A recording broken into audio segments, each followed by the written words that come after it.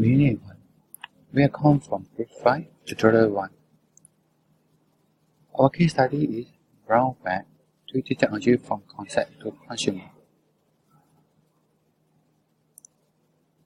First of all, what is 3D printed fashion? 3D printed fashion is including everything that wearable and 3D printed, from dress and shoe to accessories such as buttons, jewelry, and so on. Normally, we won't be seeing 3D printed fashion in our local clothing store just yet. This is because 3D printing has brought a fresh wave of innovation to runway show and great potential as a new mass customization. Lida Woon takes a model, a burlesque dancer and artist. She has her first fully 3D printed dress in New York Fashion in 2013. And she bring a new innovation to this field, and they started develop this field for the consumer. Hi, my name is Idayu, and today I will explain the description of the experience that fashion wear had go through from the first process until the end of the footwear collection is produced. So, for the first process, how 3D technology could help them in the footwear collection is design. Actually, design is to transfer the mental thought and to develop the idea the designer had already in mind in creativity. So, actually, based on the case study, fashion lab want to produce 4 different type of footwear style. For the first type is they want to produce sneaker, and then they want to produce ballerina, and then they want to produce derby. Plus is they want to produce heel sandal. So in order to produce all of these design, the fashion lab use 2 steps in design phase. For the first step or for the first initial step, he did not need a lot of experience because they already has a background as a footwear designer, and it is easier for them to sketch the footwear style using a big graphic tablet. So for the second part in the design process is it was done with the help of an expert in the software they were using, because actually they had no time to train the designer to do it for himself. So that's why the fashion lab absorbed the expertise. So move to the second process is product development or prototyping. Prototyping actually to have an almost real physical prototype in order to see it in a real space and be able to do and feel the final design directly with his hand before producing them. And then after finish the 3D design with the expert, they will send the file to a technology partner specialized in 3D printing.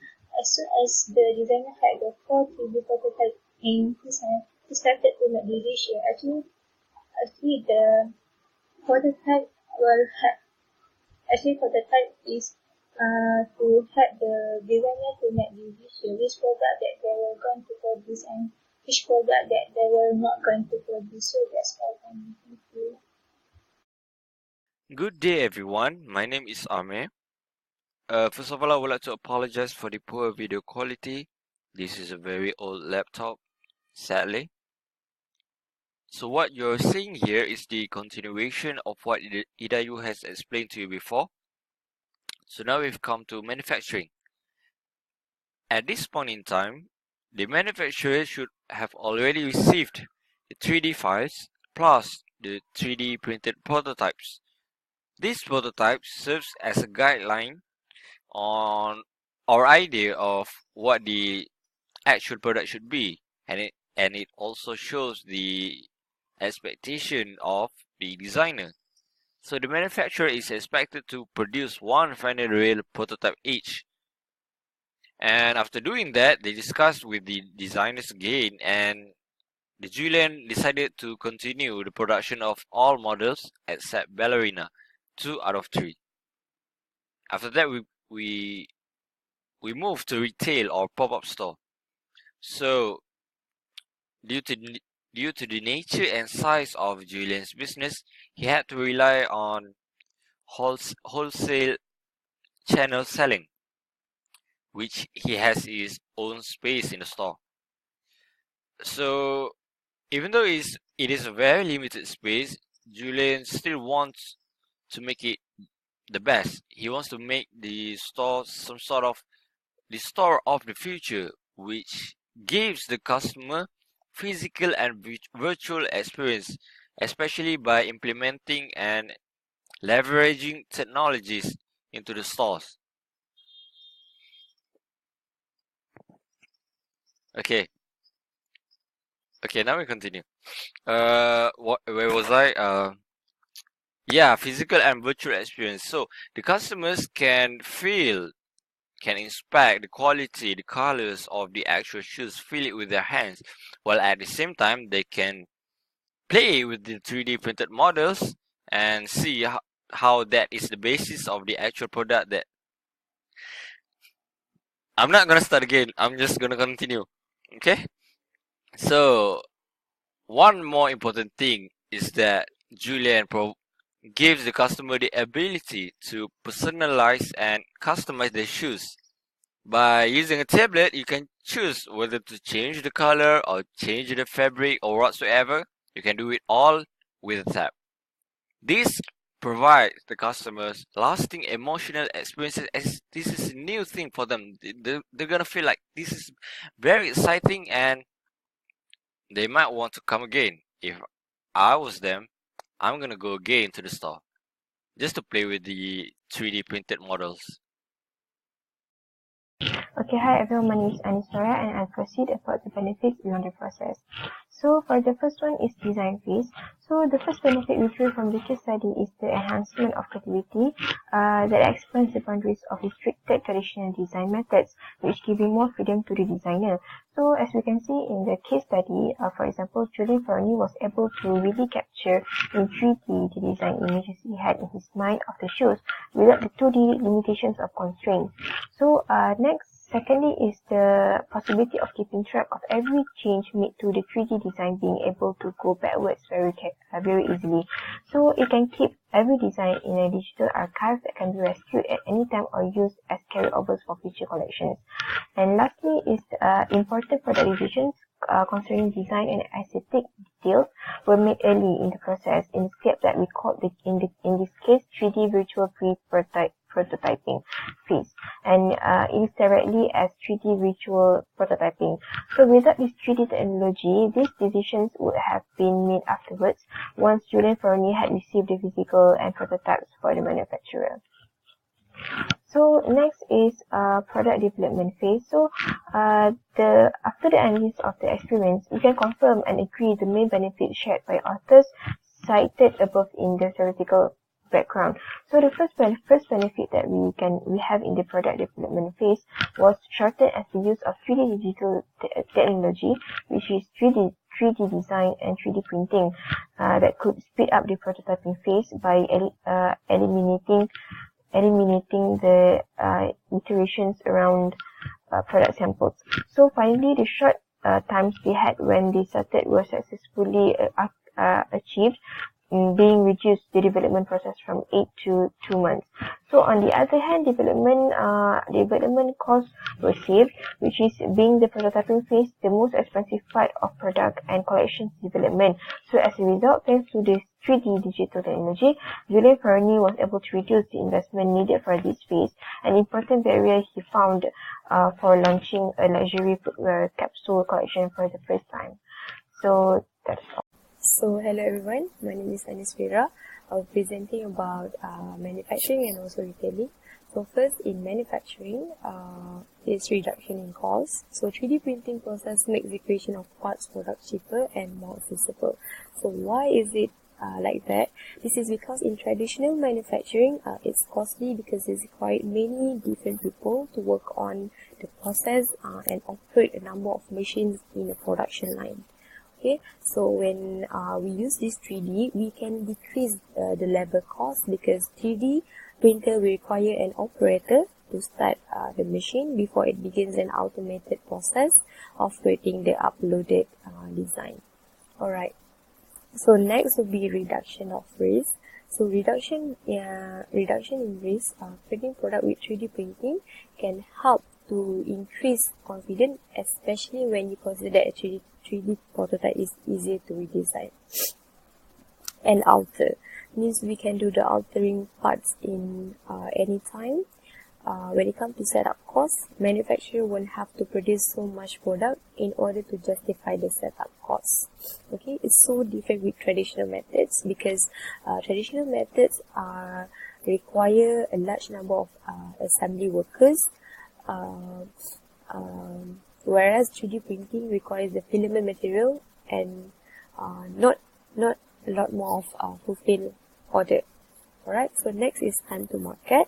For time to market, it could be possible for 3D concept to be designed and printed on the same day, but in terms of large manufacturing, it is certainly faster than conventional method, and this can help the companies to reduce manufacturing time from months to days, while ensuring that they remain ahead of their competitors. Alright, and then for retailing, we have 3D product imaging. So for the first one is 3D product imaging. With 3D imaging, a retailer can provide customer with a graphical 3D product representation that offers an increased level of interactivity, because a 3D view has no blind spot and thus leaves no room for concern about product authenticity. So zooming in and out, rotating the object, and maybe they can do anything. Okay, they can maybe viewing in any motion. Okay, so 3D, that is the feature that 3D have. Alright, so according to a research, they say about 3D imaging, 95% of respondents prefer an interactive 3D representation to video playback. Maybe they love, most of the people nowadays, they love 3D product imaging.